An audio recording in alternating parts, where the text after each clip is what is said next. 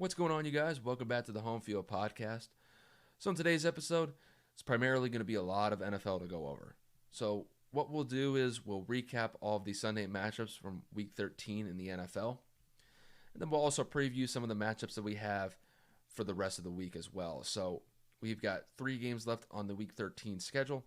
The first one we'll go over is going to be the Washington football team against the Pittsburgh Steelers. Then after that, we got the Buffalo Bills going against the 49ers. And then after that, we got a game tomorrow against the Dallas Cowboys and the Baltimore Ravens. So we'll preview those matchups, and then I'll pick the team that I think is going to win those games. And then to wrap up the episode, we'll go over some of the teams that really had solid performances in college football this week. We'll go over teams like Alabama, Clemson, Notre Dame, Ohio State, and Florida. So really packed episode today. It's kind of a longer episode than normal, but let's get to it, and hopefully you guys enjoy the episode.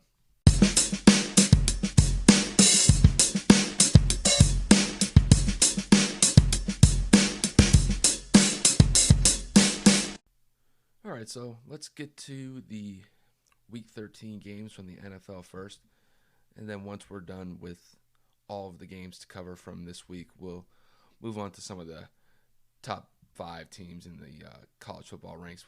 We'll go through those games as well, just to kind of see where things stand in the college football playoff rankings. But first things first, we'll start with the NFL. Really kind of one of the standout games from yesterday was the matchup between the Browns and the Titans. Really, both of these teams were rolling at this point in the season. The Titans were just coming off of a big win against the Colts last week, and the Browns have been fairly consistent throughout the entire year. So both of these teams were 8-3 going into this matchup yesterday. And I mean, the game was essentially over by halftime. So I didn't get a chance to watch this game. I watched the highlights after the fact, but I was listening to it when I was at work yesterday. And I just couldn't believe at how good the Cleveland Browns offense just looked going down the field. I mean, pretty much the entire first half, they marched up and down the field like it was a walkthrough at practice. It looked fairly easy. Baker Mayfield was outstanding yesterday. This is honestly probably one of the best games I've ever seen him play in the NFL. And the stats back it up. He was 25 of 33, threw for 334 yards, and had 4 touchdowns and no interceptions. I mean, and the nice thing about Baker yesterday was that he was able to spread the ball around pretty much to most of his receivers fairly easily yesterday. Rashard Higgins had a nice day. Jarvis Landry had a solid day, and even Donovan Peoples-Jones went on a go route, ended up getting a 75-yard touchdown. And I'm just telling you, like, I couldn't believe at how great the Browns played in the first half. It was 38-7 at halftime. And I always kind of revert back to that Saints-Bucks game just because of how well the Saints played in the first half. I'll tell you right now, the Cleveland Browns yesterday probably had one of the best first half performances in a game the entire season. The Titans had a good one against the Colts last week, but I mean, it was 38-7 at halftime. The game was essentially over, or at least it felt like it for the most part, just because 38-7 at halftime on the road, I wasn't expecting that. I was picking the Titans to win this game, and Cleveland shut me up and probably shut up a lot of other people as well, just because I think most people going into this game probably had the Titans winning it, just because you would think that really Derrick Henry and Ryan Tannehill and that offense would be able to just pound the rock for most of the day and pretty much slow the game down for the Browns to where they wouldn't even have that many possessions. But it was completely the opposite yesterday. I mean, in the first half, I think the Browns possessed the ball for 21 minutes compared to the Titans only having it for 9 minutes. And it was just outstanding play from the Browns. Not only that, their defense was outstanding. They were getting constant pressure on Ryan Tannehill yesterday. They essentially made Derrick Henry look like an absolute dud yesterday. He couldn't do anything on the ground yesterday. And it didn't help that I remember Derrick Henry, he fumbled the ball, I want to say around like the 25 or 30 yard line on their side of the field. And it led to a really easy touchdown drive for the Browns after. It just, really, just looking at the Titans yesterday, the Titans just couldn't get anything right yesterday. Now, they did come back in the second half, but they just couldn't get enough stops to really keep the Browns in check. I mean, granted, the Browns only scored 3 points in the second half, but, I mean, at that point, you could play at 75% pace and probably win that game. And now, the score does seem like it was a closer game, but it wasn't. I mean, 41-35 seems like a close game the most, but I mean, it was 38-7 at halftime, and really up until like the last few minutes of the game, Cleveland was up by 20 points. So 41-35. Yeah, Browns fans and maybe the coaches are probably looking at it. Well, the score probably got a little too close for comfort, but the Browns pretty much had full control of that game yesterday, and they looked outstanding. And I can't believe that the Browns, just removed off of going 0-16 a few years ago, are now at 9-3. And I don't think really anybody is really giving them credit up until this point in the season. I mean, they were 8-3 in a pretty solid division where most people were looking at the Steelers and the Ravens as the front runners for that division, and the Browns have just shown up, and they have played great, consistent football. And I think really the one thing that's kind of stood out to me is that their defense has been outstanding. And in the first half yesterday, they were able to basically limit Derrick Henry and Ryan Tannehill to really lackluster performances and get them to, and really get the team to 9-3. I mean, I'm just absolutely surprised that the Cleveland Browns, of all teams, especially them, are 9-3 and looking at a real contender in the AFC at this point. So give the Browns some credit, man. Give them some love. They deserve it at this point. And really, I mean, they're probably they're a top 3 team in the AFC right now. So definitely keep an eye out for them as we come into the end of the season these next couple weeks. So, all right, moving on, we'll talk about one of the more surprising results from yesterday, and that was the Giants versus the Seahawks. So the Giants win a shocker yesterday, beating the Seahawks 17-12. Now, for me, I thought Seattle was going to win this game fairly convincingly just because you got a backup quarterback in Colt McCoy starting for the Giants, and you just don't really know how well he's going to play. And if you give me the matchup between Russell Wilson and Colt McCoy, I'm going to take Russell Wilson all day. But the one thing that I didn't really account for was the Giants' defense. And I've given them some respect really the last couple of weeks because the Giants are a team that, despite their record, they don't give up. They play really tough football for 60 minutes. And granted, their offense isn't really dynamic. It's not really explosive with either Daniel Jones or Colt McCoy running at the quarterback position. But they're decent enough as long as they don't turn the ball over and they don't commit stupid penalties. They can actually be a somewhat decent team moving forward. And they proved it yesterday. I mean, that defensive performance yesterday was absolutely outstanding. And that's really where I want to give probably most of the credit. Just overall, just the fact that they were able to keep Russell Wilson at only 263 yards passing on 43 attempts. I mean, that's sensational. I mean, just looking at the board here, I mean, what they were able to really do well yesterday was keep Russell Wilson contained in the pocket, and they were able to lock up DK Metcalf and Tyler Lockett for most of the day. So there were a lot of plays where Russell Wilson's running around just trying to get some space in the backfield or in the pocket just to maybe get a chance to throw it to either DK Metcalf or Tyler Lockett. But a lot of those sacks that the Giants got, they were coverage sacks just because guys were not getting open. And Russell Wilson would stand in the pocket for 5 to 6 seconds, but if nobody's going to open up, that pass rush was eventually going to get to them, and it did. So, I mean, Seattle gave up 5 sacks yesterday. I mean, it just goes to show that if you're able to keep Russell Wilson contained in that pocket and lock up the receivers fairly well, it's gonna hold the Seahawks offense to a pretty pedestrian day, and it did for the most part. So, I mean, even Jabril Peppers, he was getting sacks, and as a safety, that's That's extremely impressive. I mean, the only other person I can really think who gets a lot of sacks at the safety position is Jamal Adams with the Seahawks. But really, you have to give a lot of credit to the Giants bringing consistent pressure against Seattle all day. And the Giants offense really didn't commit too many turnovers yesterday. I think Colt McCoy only had that one interception.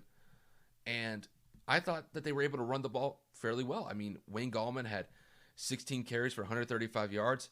Alfred Morris also chipped in for 8 for 39 and also got a rushing touchdown and a passing touchdown as well.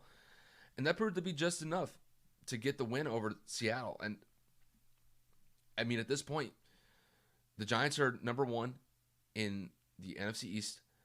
They look like probably the favorite to come out of the NFC East at this point, but we'll kind of see how it goes for them for the next couple weeks. But I got to talk about the Seahawks here. The Seahawks should be ashamed of themselves for that performance yesterday. Granted, I know the Giants played really well defensively yesterday, and they stepped up and they needed to make the plays that they did. But Seattle is one of the best teams in the NFC. Russell Wilson is an MVP caliber player, and they just didn't get it done yesterday. I mean, giving up 17 points is pretty good against a backup quarterback, so I'm not really going to talk about the defense here. I thought the defense played pretty well yesterday for Seattle. The offense just couldn't get it together. And if you can't get it together against a pretty I don't want to say a bad team. I don't want to say the Giants are a bad team. They're just, at best, they're an okay team, maybe average, but by and large, they're a below average team. And to lose to a team like them and only score 12 points in the process at home when they got to travel to the other side of the country to play you, the Seahawks got to play better than that.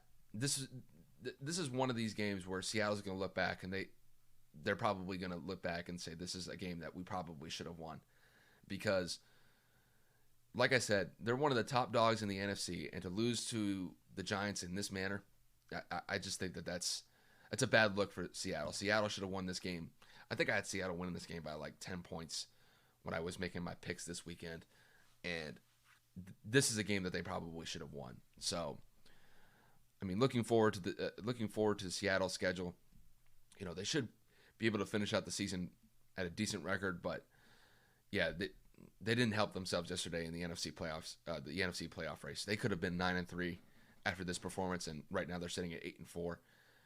Probably looking at either the 3 and 4 seed at this point. So we'll kind of see how it goes for the rest of the season. But yeah, Seattle should have won this game yesterday. That's just my honest opinion. So moving on, we'll cover the Packers versus the Eagles yesterday. Obviously, this was a big game for the Eagles if they wanted to stay in contention for the NFC East division crown at this point. And it was a nightmare yesterday for the most part. I mean, Carson Wentz looked awful yesterday. And at this point,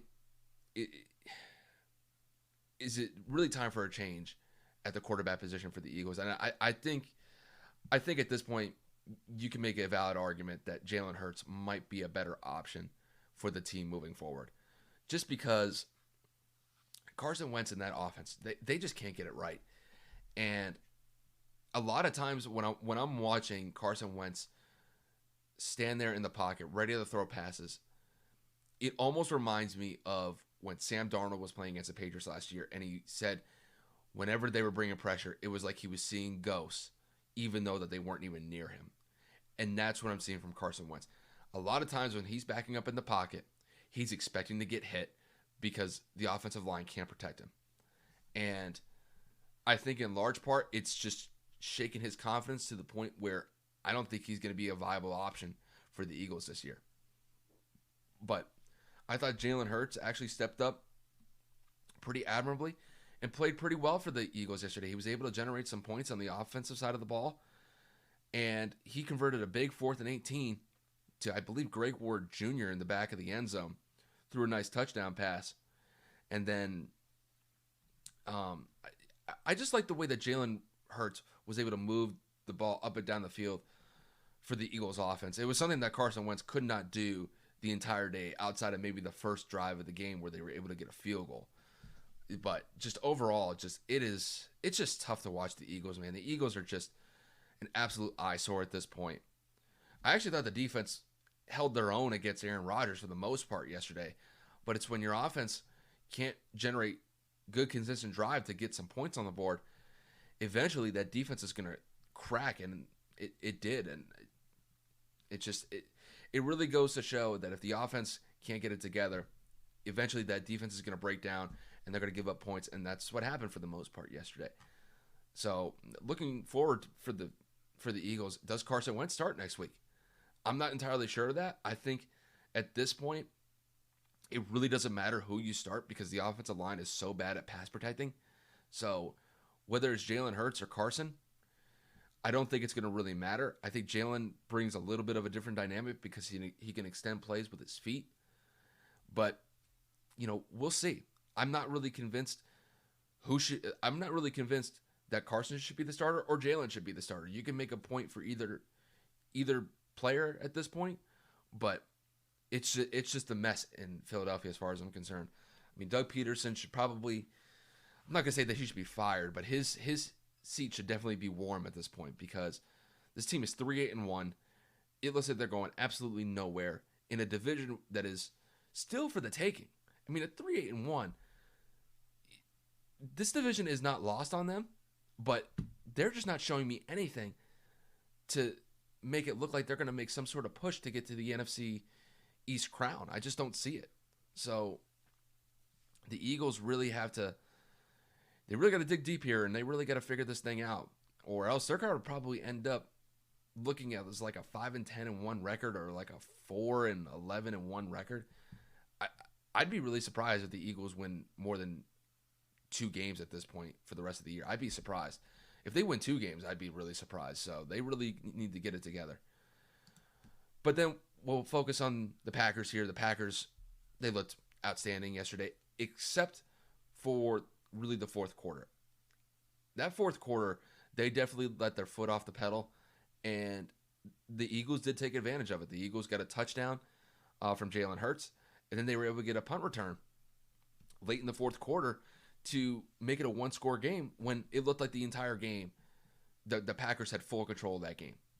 So I think if you're the Packers coaching staff, you definitely have to take that into account. You have to play a full 60 minutes. And like I said, I've criticized the Eagles vehemently throughout the entirety of the season for the most part. But they're still a talented team, and they were still able to make it a one-possession game when the Packers let their foot off the pedal. So it's at this point, for the Packers, that's really the only thing I could stress is just play a full 60 minutes. They'll be fine. Aaron Rodgers yesterday was outstanding. 25 of 34 for 295 yards, had 3 touchdowns. That connection between him and Davante Adams is money every single time. And I mean, it just continues. It just continues for them. I mean, Davante Adams had 10 receptions for 121 yards, 2 touchdowns. I mean, the next closest receiver that had kind of had a similar, I wouldn't say similar performance, but had a decent day receiving was Robert Tonyan. He had 4 catches for 39 yards and a touchdown as well. But that Davante Adams, Aaron Rodgers connection is just money. It's probably the best duo in the NFL right now just because they're able to hook up so easily. You could make a case that it may be Patrick Mahomes and Tyreek Hill. But I'm going to give it to Aaron Rodgers and Davante Adams. Their chemistry is on point. It's been on point all year. And I wouldn't be surprised if it just continues for the rest of the season. And then just to kind of hit this quick point real quick, I thought Aaron Jones had a solid day yesterday, had 15 carries, 130 yards. He was averaging over 8.5 yards a carry. Absolutely dominated yesterday. Also added a rushing touchdown as well. So I remember he was able to break off a pretty solid run for that touchdown. I think it was like a 75-yard rush. So solid day from Aaron Jones. And they're going to need him going into the playoffs this year. So as long as they're able to get decent production from Aaron Jones, I mean, if he pulls off 100-yard games, great. But as long as he's averaging about 4 or 5 yards a carry and is consistently getting good touches, it's really the best thing that you can hope for moving forward with Aaron Jones. But the Packers are sitting pretty. They're 9-3. They're at the top of the NFC. Really, the only team they have to compete with for that top spot is the Saints at this point. So if the Packers just keep playing the way that they've been playing the last few weeks, I think they'll be fine. So they're looking pretty good at 9-3 right now. So moving on, we'll cover let's see what we'll cover here. Let's go over to the Colts and the Texans. So the Colts and the Texans, this was a really good divisional game yesterday. And the Colts get the win by the score of 26-20. And really this game, I thought it was going to be a pretty close game just because really Deshaun Watson has played pretty well over the last couple weeks. Has had a couple of decent wins. But going up against the Colts is definitely one of their tougher matchups of the year. And the Colts were able to get this win yesterday. I like the connection that Phillip Rivers and T.Y. Hilton had yesterday. They were really on point yesterday. So just to kind of go over Phillip Rivers here. Phillip Rivers went 27-35 at 285 yards, added 2 touchdowns. One of those touchdowns was a T.Y. Hilton. And I thought T.Y. Hilton had one of probably his better games of the year. He had 8 catches for 110 yards. Added that touchdown from Phillip Rivers. And the one thing that always impresses me about Phillip Rivers is that he's able to spread the ball around really well yesterday. So just looking at the receiving stats here, he passed it to 1, 2, 3, 4, 5, 6. He passed it to 9 different receivers yesterday. I love the fact that he's able to spread the ball around and not consistently just go after one target like T.Y. Hilton. I understand that T.Y. Hilton had the majority of the catches yesterday, but I like the fact that he's throwing it to Michael Pittman Jr. He had 5 catches yesterday. He's throwing it to Jonathan Taylor. He had 3 catches, and then he had that one wheel route that ended up being a touchdown for him. So not only that, he's throwing to Mo Alley Cox, Nyheim Hines, Jack Doyle, Trey Burton. He's getting good he's spreading the ball around on the offensive side of the ball, and he's not turning the ball over, which is great. And it's one of the things that I think moving forward, it does kind of present a difficult challenge for opposing defenses. You never know what you're going to get from Phillip Rivers as far as him passing the ball. It could be a day where he passes to Michael Pittman Jr. It could be a day where he hits up the running backs a lot on checkdowns. Or it could just be a day where he hits T.Y. Hilton for 8 to 10 targets and T.Y. Hilton has a solid day.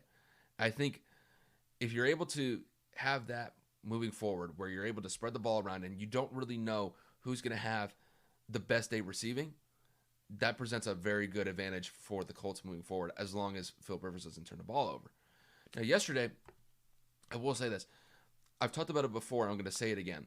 They need to give Jonathan Taylor carries because Jonathan Taylor, to me, is that workhorse of the running back field out of Jordan Wilkins and Nyheim Hines. I've always kind of thought that Nyheim Hines is really good out of the backfield for passing plays, and you could probably make you could probably make the same. You could probably say the same thing about Jordan Wilkins as well. But Jonathan Taylor is that workhorse running back, and if you give him the ball, he's going to give you decent carries, and he did it again yesterday. He only had 13 carries yesterday, but he almost had 100 yards rushing on top of it. I mean, he's averaging 7 yards a carry. If you get that type of production from him moving forward, I know he's still a rookie, and I know he's still probably trying to get a feel for the game, for the NFL game at this point. Totally understand that. But he is one of those guys that is going to constantly grind whenever he gets the ball. I remember one of the carries that he ended up getting, this was in the first quarter. I don't remember the down and distance. He gets like a 10 to 15 yard gain. But he's able to extend the play with his feet when it looks like he's already getting tackled. And then he takes a 10-yard gain and then turns it into a 15-yard gain. And I remember even Greg Gumbel said it. It was an impressive run. And for a rookie to do that against an opposing defense where there's probably 3 or 4 defensive players trying to tackle him, and he's still getting good yardage, really when it looks like he's wrapped up, it just goes to show how well Jonathan Taylor can be if you just give him consistent touches. So really, just give a shout out to Jonathan Taylor. I know he's a rookie. I know he's still trying to figure things out, but he had a solid performance yesterday. But the Colts, as a team, got lucky yesterday. And really at the end of the game, the Texans had a real good chance to win that game. And they got down to, I believe, the 1 or 2 yard line. And it was a botched snap by Deshaun Watson. He ends up fumbling the ball, and the Colts pick it up with about a minute and 15 seconds left. I forget the time, but it really looked like that the Texans had that game. The Texans were really close, and they just let one slip. And I mean, that would have been a huge loss for the Colts had Deshaun Watson and that offense scored with about a minute left in the game. Because it looked for certain that the Colts were going to lose that game, and then that fumbled snap by Deshaun Watson ended up being the difference maker. And Indianapolis leaves with the win. So if you're a Colts fan, my main thing is probably you're happy to get the win.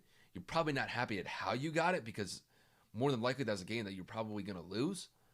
But, if you're a Texans fan, probably just gutted by the fact that that was a game that you probably should have won, and you just let it slip.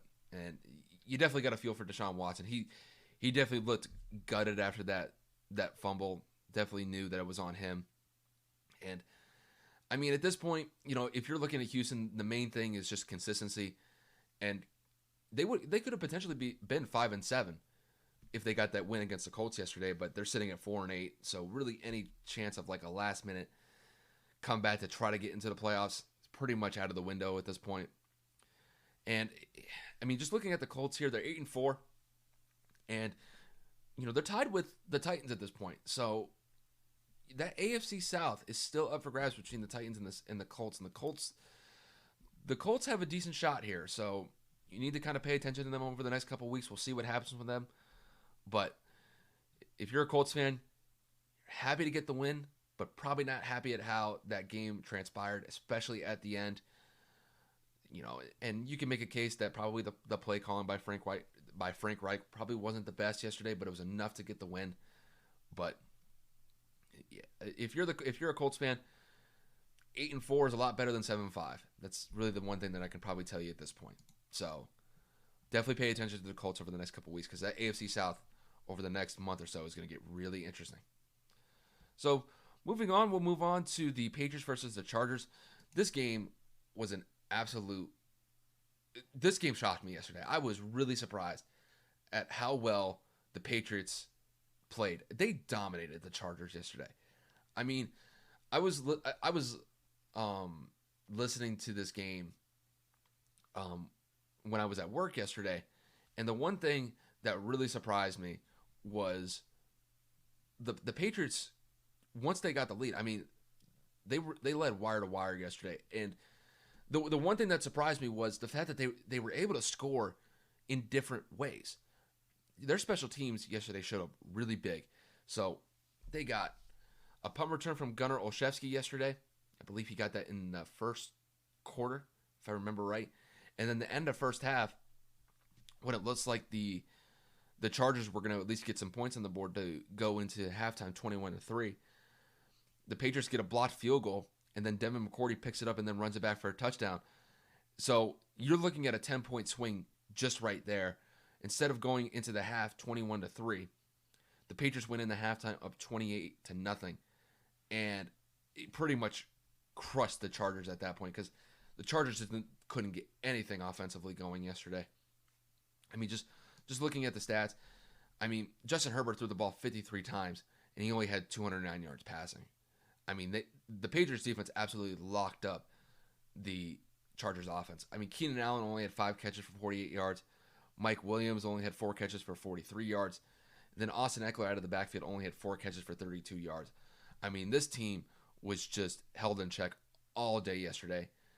Really, you got to give a lot of respect to the Patriots defense here. They really were able to step it up really well yesterday. Got 3 sacks on Justin Herbert yesterday. They were able to get a couple interceptions. I believe J.C. Jackson had an interception. I believe Chase Winovich had the other one as well. And yeah, it was just a really bad performance from the Chargers yesterday. And in large part, it was just because how well the Patriots defense played. And then, I mean, just looking offensively, New England it struggles. I mean, it is not pretty to watch the Patriots offense, but they do enough to get it done. And I will give them credit for that. So yesterday, they were able to run the ball pretty well. Damian Harris had 16 carries for 80 yards. Cam Newton had about 50 yards on the ground, added two rushing touchdowns as well. And then Sony Michel got 35 yards on top of it. So overall, I mean, you're getting about 150 yards rushing from them. That's pretty good for the Patriots. I mean, passing the ball, Cam Newton's not gonna. It's so weird to watch Cam Newton pass the ball. I know he had that shoulder surgery a couple years ago. It looks so awkward with him throwing the ball. It's just, there are some games where he can really step up and he can really give you like a 250 yard to 300 yard passing performance. But a lot of these games that he's played in this year, it's a lot of like 80 yards passing, 120 some yards passing, like 160 yards passing.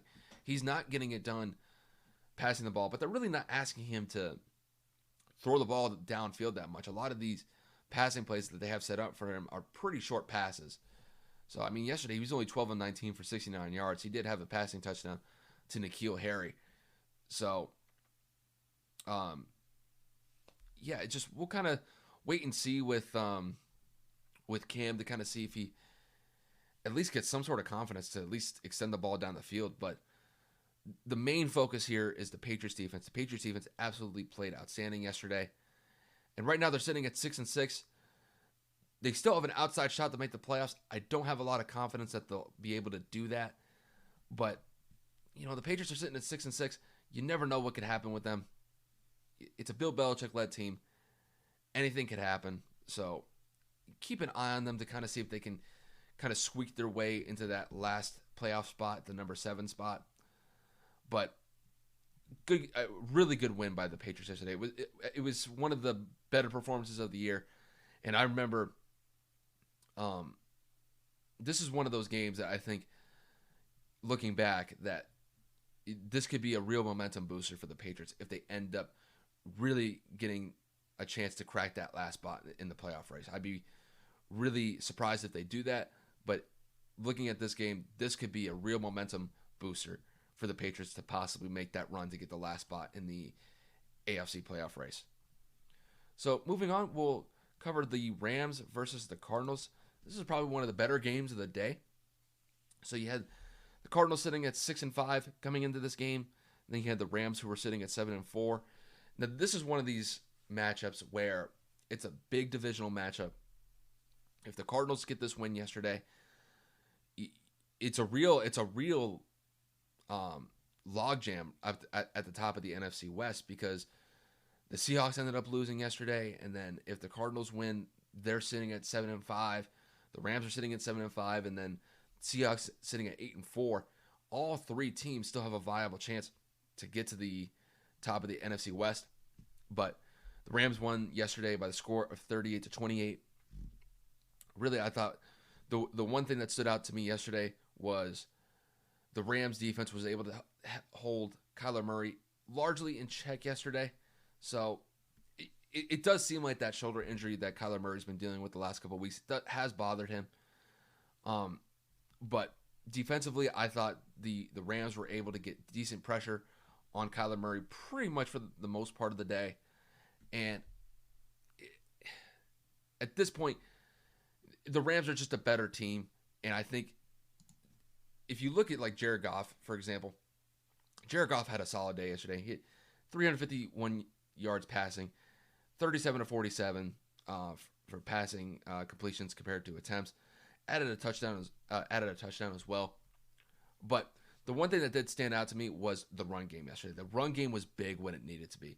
So Cam Akers and Darrell Henderson were the main workhorses yesterday, and they showed up when they needed to. So Cam Akers had 21 carries for 72 yards, added a touchdown as well.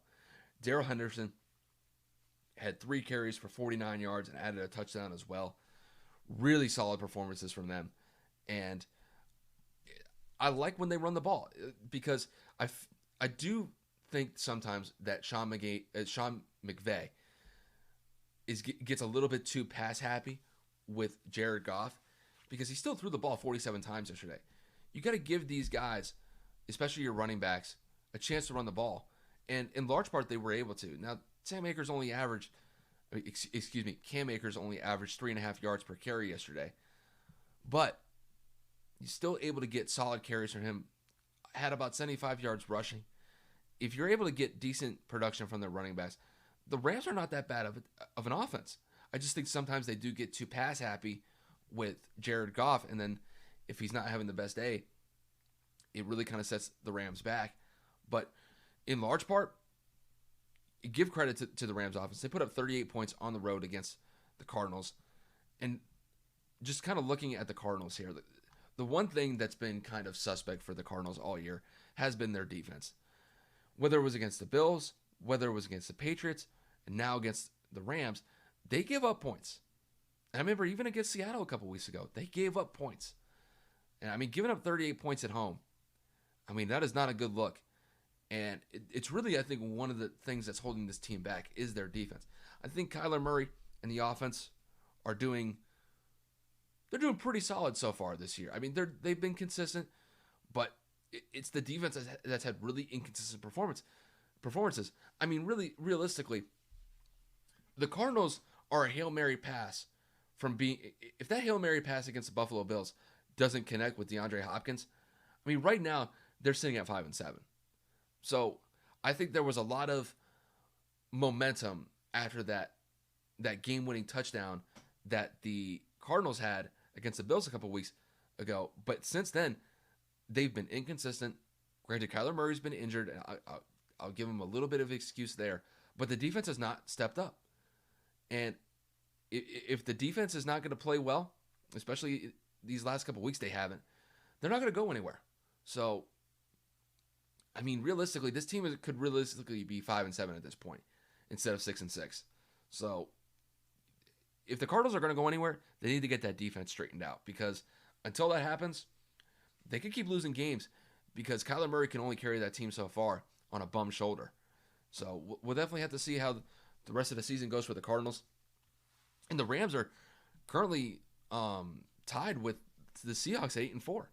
So I was kind of thinking that Seattle had a pretty good control on the NFC West at this point, but no more, because the LA Rams are tied with them right now. So we'll kind of see how the next couple weeks go with the Rams. So the Rams definitely have a viable shot to get to the top spot in the NFC West. So definitely pay attention to them over the next couple weeks. The next game that we'll go over will be against the Lions and the Bears. This was a shocker to me. I was really surprised that the Lions were able to pull off this win. And in large part, I thought that this game was over with about 5.5 minutes left. The Bears are up 30-20 in the later part of the fourth quarter, and the Lions were able to get some drives at the end of the game. And I'll give Matt Stafford credit. He was able to really lead that team late in the fourth quarter to give them a shot. And that's really the main thing that you could hope for at this point.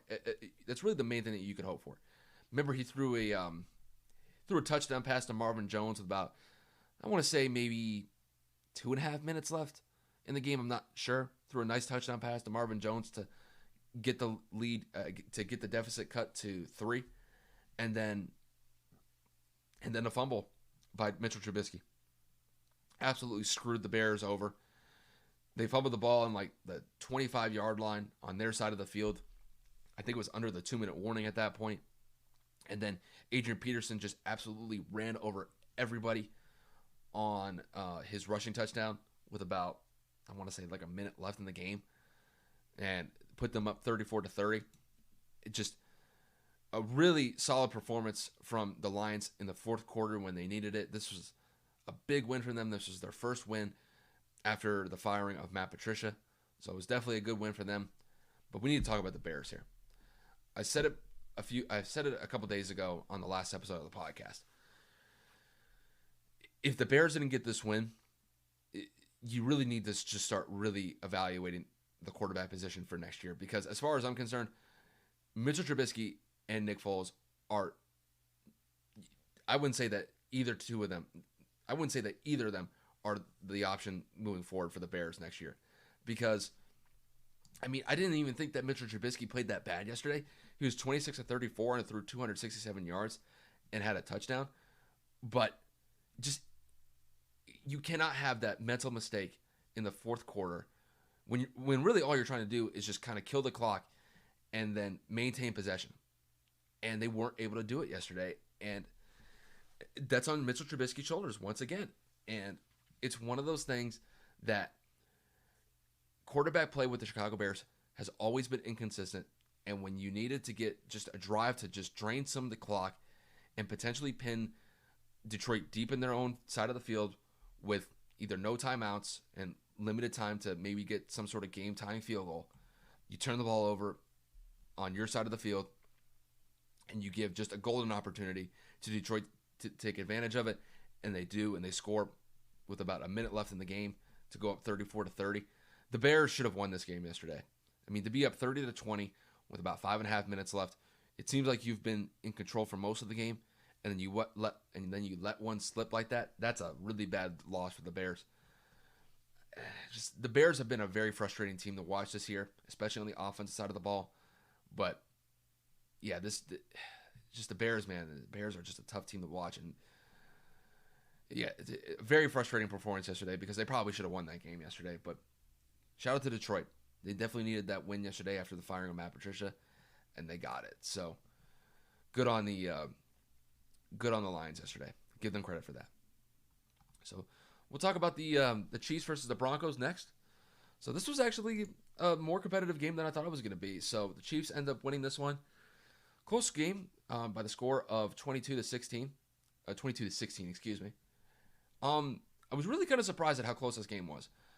But I think looking back at this game was really a lot of almost chances for the Chiefs. What I mean by that is that there were a lot of plays where Patrick Mahomes was trying to hit the big shot on whether it was Travis Kelce or Tyreek Hill, but just wasn't able to connect on some of these plays with the receivers yesterday.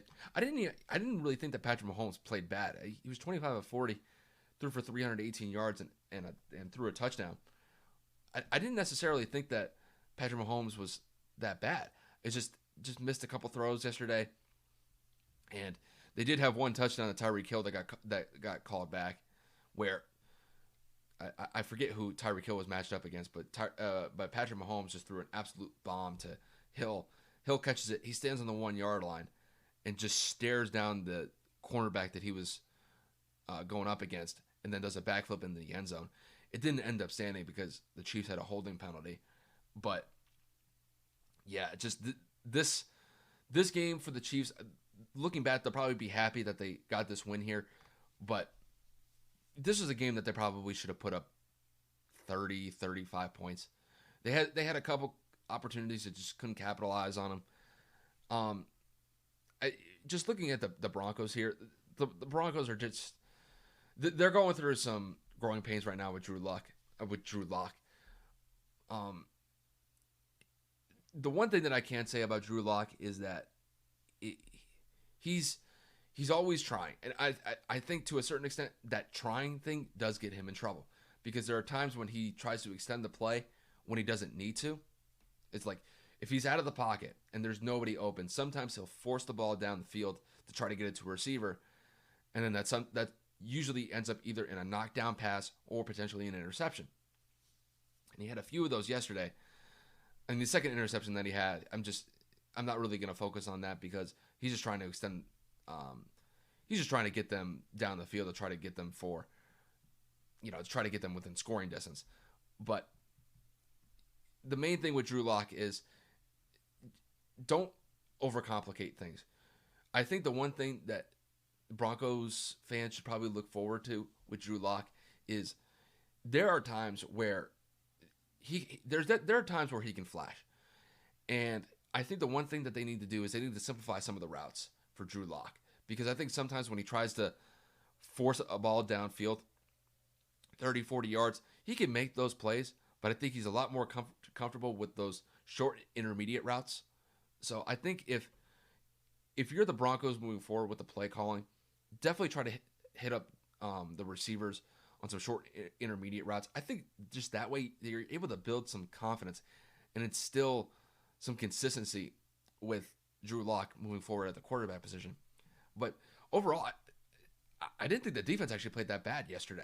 The defense, I mean, when you could hold Patrick Mahomes and that offense to 22 points on the road, really solid performance. So, giving up 22 points, that's a solid performance, and that's not one that I was expecting. I was expecting the Chiefs to score 30 to 35 points in this game, but give them credit. Give the Broncos defense credit. They held their own against probably the most prolific offense in the game today, and they gave Drew Lock a chance, and that's really the best thing that you can hope for. It's just like I said, that Broncos offense is going through some growing pains. A lot of young players yesterday. A lot of young players on the offensive side of the ball, but it's performances like these where, they're learning experiences at this point, and that's really the main thing that you could teach them at this point is just teach these guys through experience. They had an opportunity to win that game yesterday. They kind of let it slip in the fourth quarter, and it ended up being the difference. But Drew Lock, I think the main thing with him is just the main thing is just give up when you need to, live for another down, and then just hit up those short intermediate routes. I think if they do that moving forward, I think they'll be fine. But yeah, I was really surprised at the result of this game. I was expecting a blowout from the Chiefs, and it just ended up not being the case. So up next, we will cover the what are we going to go over here? Let's go over the Raiders versus the Jets, because this game I thought was a crazy game yesterday, because I thought for the most part the Raiders were going to win this one fairly convincingly, but the Jets almost won this one. But the Raiders won by the score of 31-28. So this game, really, let's just kind of kick it to the fourth quarter. This game was really shocking to me because the Jets were literally 10 seconds away from winning this game. And Derek Carr, I think from like the 50-yard line or like the 40 to 50-yard line,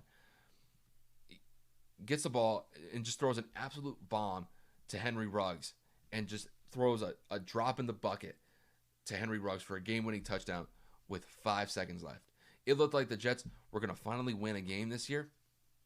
And then Derek Carr really just snatches this game-winning touchdown throw to Henry Ruggs at the end of the game to give them the win 31-28. If you're a Jets player, you got to be absolutely gutted by that throw, because it looked like the Jets had a really good chance to actually win that game. But I don't know why that they were bringing a zero cover. They brought a zero blitz on a play where literally all they had to do was play kind of like a prevent defense, because at that point the Raiders were only down. The Raiders were down 4 points with under 20 seconds left, and I don't know why you bring a zero coverage blitz on that play. All you got to do is just play decent defense on the back end and knock the ball down, because really at that point the Raiders only have really a chance to maybe get one or two plays if they're able to get a reception and then get out of bounds. So I'm really surprised at the play call there. I think that was a wrong play call to make, but it ended up being the difference maker, because Henry Ruggs did a double move, and it cost the Jets pretty much the game.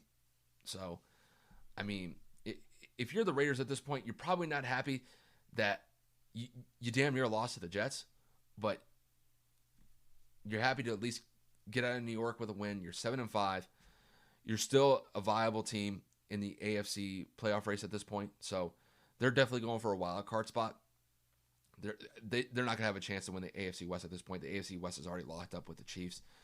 But moving forward with the Raiders, you're lucky to win this game, but you damn near lost to the Jets. So it's one of these things that the Raiders are definitely going to have to look back. I know they had one of their worst performances against the Falcons about a week and a half ago, or 2 weeks ago, but to damn near lose to the Jets, it's not a good look. It's not a good look. Good enough to get the win, but you damn near didn't. So, yeah, that's really all I can say about the Raiders at this point. The Raiders got lucky yesterday. It's really the main takeaway from yesterday. And then really the last two games we'll go over is going to be the Bengals and the Dolphins, and the Jaguars and the Vikings. We'll go over the Dolphins game first. Really not much of a. This is kind of a boring game yesterday. Not really too much to cover yesterday. I thought Tua Tagovailoa did enough to get them the win, with the Dolphins winning 19-7, 19-7 here. I thought Tua had a good game. 296 yards passing, 26-39, had a touchdown, didn't turn the ball over yesterday. So that's really the main thing that you could hope for Tua moving forward. Really just to kind of instill some confidence in him. I thought the defense played outstanding. Granted, they are going up against a backup quarterback in Brandon Allen, so it's not Joe Burrow you're going up against. But overall, the Dolphins did what they needed to do. They moved to 8-4. They're still a viable shot in the AFC East at this point. So definitely keep your eyes on the Dolphins here. So I'm not really going to focus too much on the game here, just because it's kind of a boring game yesterday. But the Dolphins get the win, 19-7. And then the last game that we'll cover from the Sunday matchups is going to be from the Vikings and the Jaguars game. Very competitive game yesterday. Really, I'm surprised at the fact that the Jaguars were competitive once again in back-to-back games. So, but the Vikings get the win here, 27-24. With the Jaguars, they're 1-11. They've lost 11 straight games, but I didn't think they actually looked that bad yesterday. So, there were stretches where I thought Mike Glennon looked pretty solid. He was able to make some decent plays. Was able to extend some plays with his feet. But really, it was the overtime portion of the game that really kind of hurt the Jaguars here, because Mike Glennon had a chance to kind of get them down the field to set them up for a field goal. Ends up getting an interception, and then the Vikings march down the field and end up getting the game-winning field goal to give them the win. So, like I said, I've said this before. The main thing I think of with the Jacksonville Jaguars is a black hole, because I said it with Gardner Minshew. Really, Gardner Minshew was really the only thing I knew about the team, but Mike Glennon has been kind of a journeyman in the NFL for like the last decade or so. But yeah, it's just it's tough with the Jaguars right here, because obviously at this point they're going for a top spot in the draft. I mean, 1-11, that's just a dreadful record, but they played competitive yesterday. So that's at least something to kind of hang their hat on. And then to kind of kick it here to the Vikings. I thought the Vikings were okay yesterday. I thought Kirk Cousins was okay. He was 28-43, 305 yards, 3 touchdowns, and an interception. That one interception ended up being a pick six early in the second half. The one thing that I'll say is Justin Jefferson is an absolute monster. Same thing with Adam Thielen. Justin Jefferson could potentially be the rookie of the year. I mean, Joe Burrow is out for the season with a torn ACL. Justin Herbert looked like an absolute eyesore yesterday. But Justin Jefferson is 4th in the league in receiving, and he just backed it up with a 9-catch game, 121 yards, and a touchdown to add. This guy is outstanding. And you could tell that Kirk Cousins has a lot of confidence in throwing him the ball, just because he is really you can make a very valid point that he's the number 1 receiver on the team. But I think it's kind of more of a 1A, 1B situation with Jefferson and Adam Thielen, because Adam Thielen had a solid day yesterday. He had 8 catches for 75 yards and a touchdown as well. So this team offensively, it's got the players. They've got really good players with Dalvin Cook, Justin Jefferson, and Adam Thielen. But it's really on Kirk Cousins' shoulders. If Kirk Cousins plays well, they're fine. If he turns the ball over and plays inconsistently, then they're in trouble. So, like I said, they did enough to get this win. They move on to 6-6, and they're on a little bit of a roll right now. So, they're kind of like in a similar situation that the Patriots are in the AFC. They're definitely looking on the outside in right now, but they're they have a real shot to make the playoffs. They got to pull off a couple more wins to kind of finish off the season, but they got a real chance here. So definitely keep an eye on the Vikings moving forward. Other than that'll pretty much wrap up all the Sunday matchups to go over. Definitely had some good games. Like I said, really the two big performances that I'll probably look at are probably the Patriots winning 45-0. That's outstanding. I mean, you're talking about possibly Anthony Lynn's coaching job being on the line after a performance like this, because that's just absolutely unacceptable. And you lost a 45-0 at home. Granted, I know there's no fans in the stands, so it really doesn't have much to do with anything. But for the Patriots to go from the East Coast to the West Coast to get a win like that, very, very impressive. And then really the other probably big performances of the week, the Browns getting the win on the road against the Titans. That was a huge win for them. And then probably the Giants beating the Seahawks. That was a game that I didn't see that result being what it was. So, but the Giants getting that win, that's a huge boost for them. And it probably at least gets some separation in the NFC West. We'll see what happens with the Cowboys, which we'll talk about in a second. So, there are still 3 games left to be played this week. So, we got a couple games. We've got the Washington against the Steelers. We've got the Bills versus the 49ers. And then we got the Cowboys and the Ravens. So the Steelers and the Washington football team play later today. And then we got the Bills and the 49ers playing tonight. And then the Cowboys and the Ravens playing tomorrow. So just to kind of give you guys a quick rundown of these games, I got the Steelers beating the Washington football team. I've got the Bills beating the 49ers. And then I've got the Ravens beating the Cowboys. We'll start with the Steelers versus Washington football team first. The Steelers are just running and gunning at this point. I just don't think that Alex Smith is going to be able to get enough offensive generated for them. I just think that Steelers defense is going to be too much for them. I think the Steelers win this one pretty easily. So, I mean, if they get this win, they move on to 12-0, which is absolutely incredible. I mean, granted, I don't know if they're the best 12-0 team that I've ever seen, but the record shows it's 12-0. They could potentially be 12-0. That could be a big win for the Steelers. Up next, we got the Bills and the 49ers. I got the Bills winning here. I just think that their offense is going to be too much to handle for the 49ers defense. I think it'll be a close game, though. I definitely think that the 49ers are going to definitely compete in this game. They're still dealing with injuries. They've been dealing with them all year. I think the Bills are going to win in a close one, though. So, but the Bills need this win to stay at the top spot in the AFC East and kind of keep that separation from the Dolphins at this point. Then the last game of the week, we'll talk about the Cowboys versus the Ravens. The Ravens should win this one fairly easily. That Cowboys defense, I don't think is going to perform that well against Lamar Jackson. I think Lamar Jackson is going to end up playing, even though he's still listed on the COVID protocol list. He's probably going to play. Granted, he might be a little bit rusty because he hasn't practiced all week, but going up against that Cowboys defense, he should be able to handle that defense, I think, fairly well. And I just don't think the Cowboys offense is going to be able to generate anything significant against the Ravens. The Ravens should win this one fairly easily. So that'll pretty much wrap up all the NFL matches from this, the NFL matchups from this week. We'll transition into some of the college games. We'll just kind of do a quick rundown of some of the top teams. So Alabama played against LSU this past weekend and absolutely smashed them.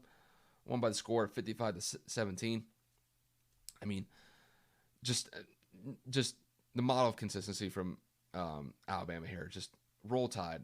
It got to the point where freaking Ed Orgeron was having a freaking conniption on the sideline just because of how bad Alabama was beating LSU. It was just an absolutely dominated performance from Alabama. And they're clearly the number one team in the nation at this point. There are some really good teams in the country still, but Alabama is clearly the number one team.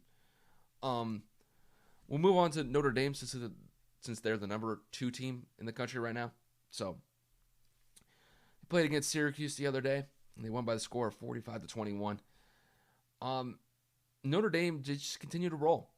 And really after that win that they got against Clemson about a month ago, they've just continued to roll. I mean, they beat Boston College a couple weeks ago, 45-31.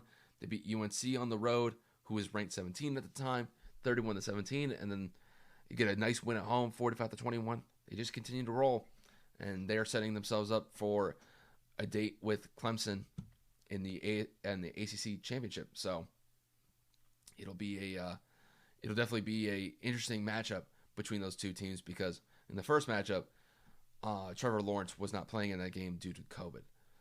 So moving on, we'll move on to the number 3 team. Clemson beat Virginia Tech fairly easily. Trevor Lawrence looked absolutely outstanding yesterday.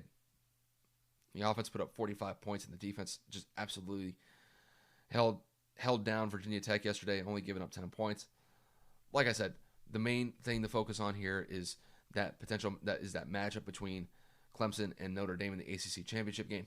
That is going to be a monster game, and that is going to be one that's going to be very fun to watch. So, the number 4 team, we'll talk about the Ohio State Buckeyes. Buckeyes just rolled yesterday against Michigan State. This was a big game for them because this was their first game in 2 weeks, and they had one of their games canceled due to COVID.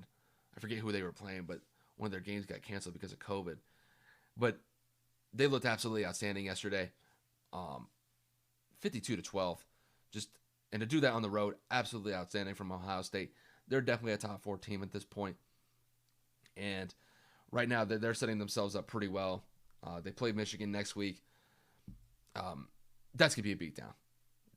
I don't expect Michigan to do anything significant in that game. Ohio State should roll in that game. I know it's one of the most storied rivalries in all of college football, but I think Ohio State is going to absolutely smash Michigan, and it wouldn't surprise me if that is Jim Harbaugh's last game in Michigan, if they get absolutely smashed by Ohio State. And then really the last game that I'm going to focus on here is going to be the Florida Gators. So the Florida Gators beat Tennessee 31-19. Florida continues to roll. The main thing with Florida at this point is just finish out the rest of the season healthy, and they are set up to play the Alabama Crimson Tide in the SEC championship game, which is going to be a monster of a game. We'll definitely see how those two teams potentially face each other, but that is going to be a fun game to watch, and that'll definitely be a game that I'll be paying attention to. So with that said, you guys, that'll pretty much wrap up the episode. I know it's kind of a longer episode with all of the NFL breakdown and all of the recaps from the games, but appreciate you guys tuning into the episode. For the rest of the week, we're going to probably start gearing up for the NBA. The NBA is only 2 weeks away. Obviously, we'll talk a little bit about the Week 14 matchups for the NFL next week, so definitely stay tuned for that. We'll probably talk a little bit about the. I'm trying to think on whether or not I should talk about another report card for some of the NFL teams. I'll probably do that a couple weeks from now. I might do that at the end of the year. I might do like a MVP breakdown. Might do like an offensive rookie of the year breakdown.